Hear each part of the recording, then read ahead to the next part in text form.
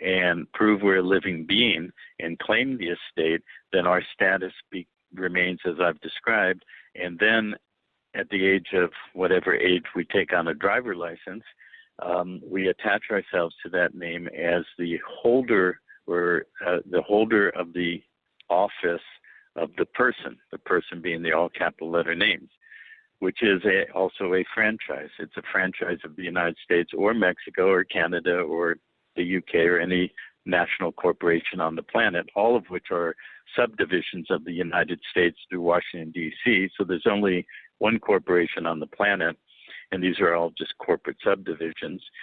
And so every name that's created is a franchise, but all of those corporations are bankrupt, and so it's a bankrupt franchise.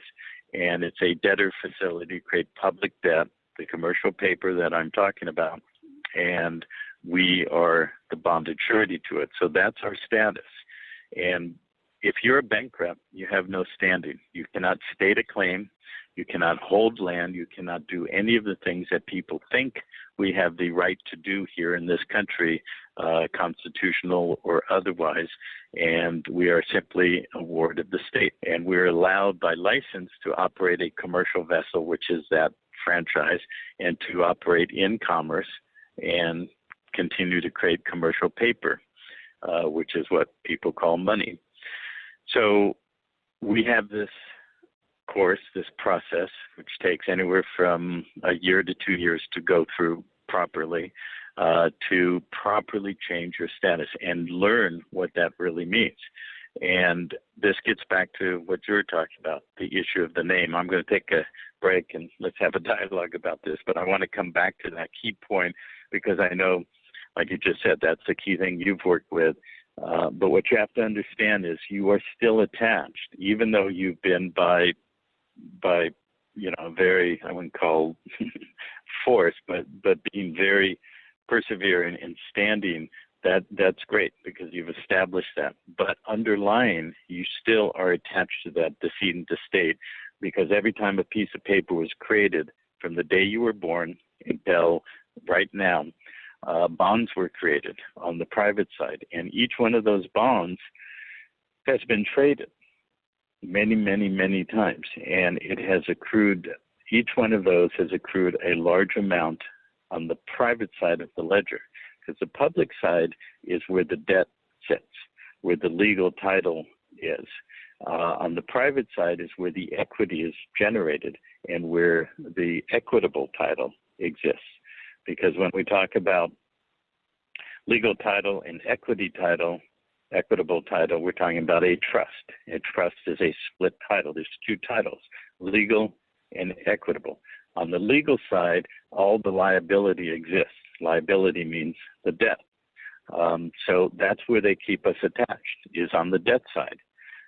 When a piece of paper is created, parking ticket, traffic ticket, court case, tax bill, whatever, it's using the franchise to create more public funds, which is monetized debt. We're attached to it on the legal side. We act as the trustee who holds legal title and has the liability of the debt. And we forget we're the beneficiary. We are the beneficiaries of life. Yeah, go ahead. But if we know we are the beneficiary, and we know that the whole thing is done under, we know that legality is really not reality.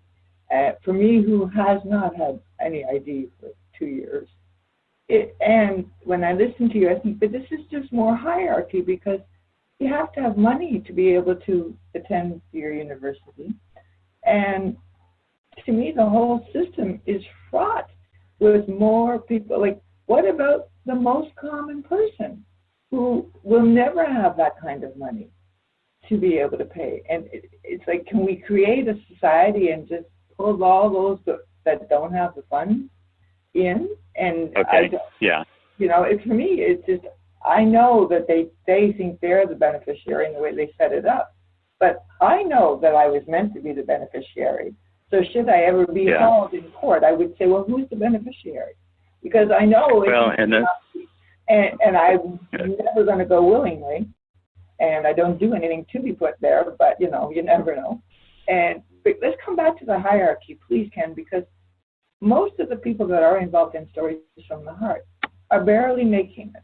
And those that are making it, they have a proxy who is in the system. And those who are not are people like myself who are scrambling, and we are alone. We don't have a community. We don't have a society. And we are getting worn thin, which is why I'm quite fascinated with what you're presenting. But paperwork, to me, especially legal paperwork, A, it costs money.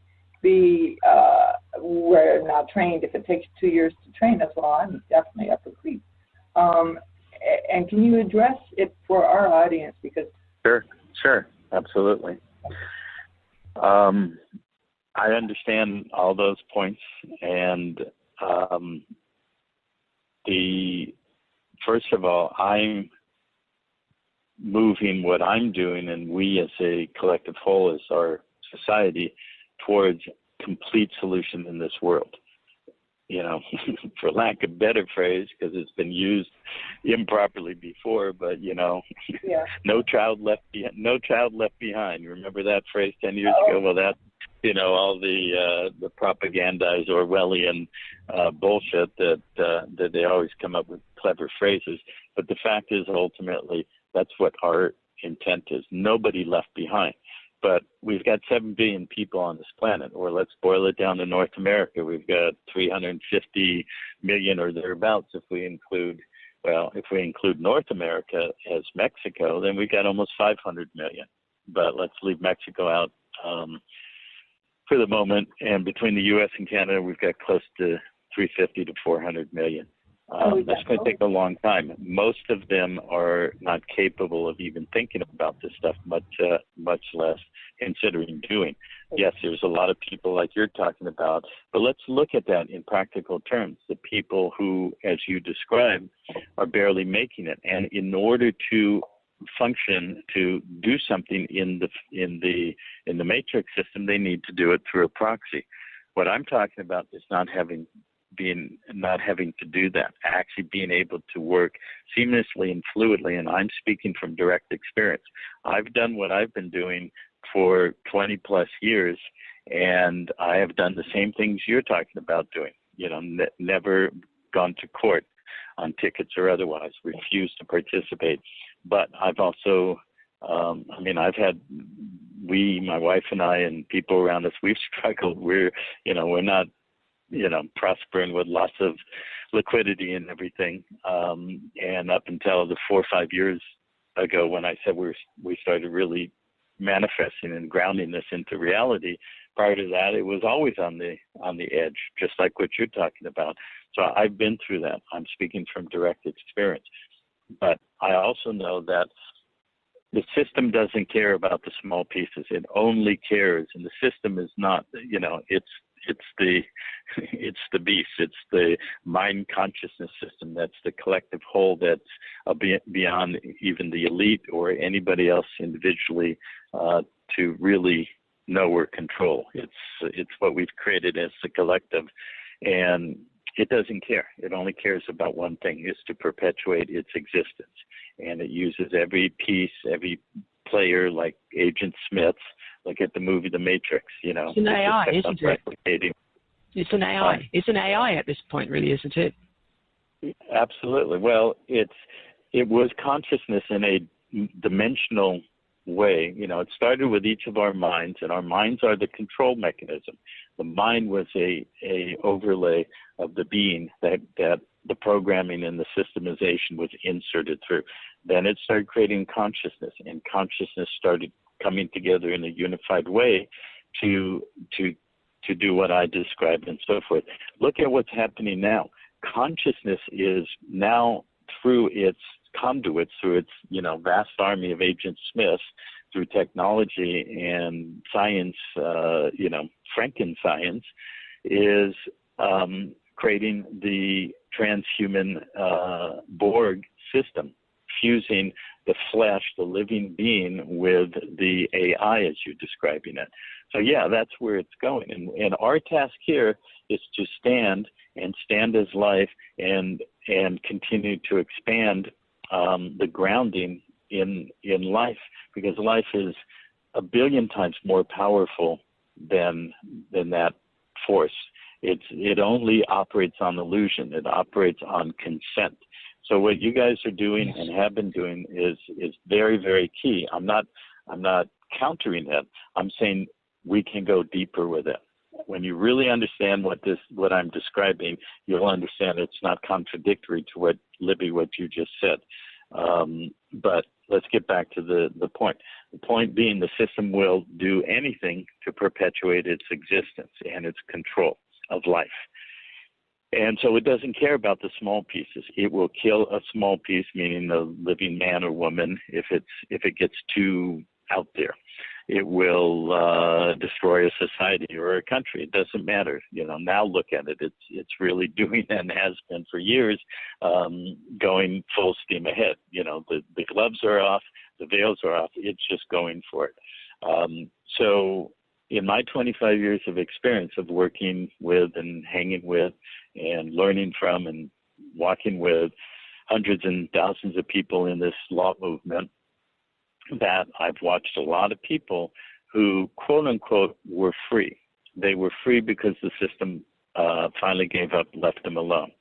But how did they live? They lived in many, many respects on the edge. They lived in a cave. They lived in a car. They had to do what you're talking about, living on the edge, doing things by a proxy. And I assume what you mean by proxy is if they needed to go into the system, they used somebody who was happy to be attached to the legal system, still operated through the name so they could receive mail for them or have a bank account or whatever. But I'm interested in us all thriving, having the capacity to actually move this world. We can't do it if we're living on the edge. And so we need a ability to hold what we create. That's the state structure I described. And we need the ability to sever any presumptions or attachments to be bonded and attached to the system. And as far as addressing, well, there's people now who would like to do what I'm talking about, can't afford it. I'm aware of that. I've been doing this for decades now with the intent of just making a big business. We're not a business, we're a private society. And so, but we needed money to start building. And we got to a point finally where people saw it and what we were doing and came on board. They had means. Means meaning they were financially able. Many of them were advanced in their education in law and so forth, but they had good jobs or businesses or whatever, and they have supported the building of Pantera and Gemstone to get where we're at. Progressively, we're going to be able now to expand on that base, and we do things as much as we're able to without the need for the money part of it. So if somebody's really committed and dedicated and really wants to do this process and they don't have the funds, that's fine. They get a scholarship.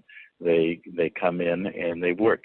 They have value that they can bring, so we do a value exchange agreement. That value exchange agreement is based on the value of a being, not how much money they have. But it's on the honor system. So if somebody does have the funds and can do how we've structured it on the financial side, then they contribute. The more strength we build, the more we can do that for more and more people. The more people who walk through this, the more we ground it into the physical substance of our individual lives and being and as a collective whole. The more societies we birth and teach how to do the same thing that we've done, the more visions become manifested realities. And those are strengthened.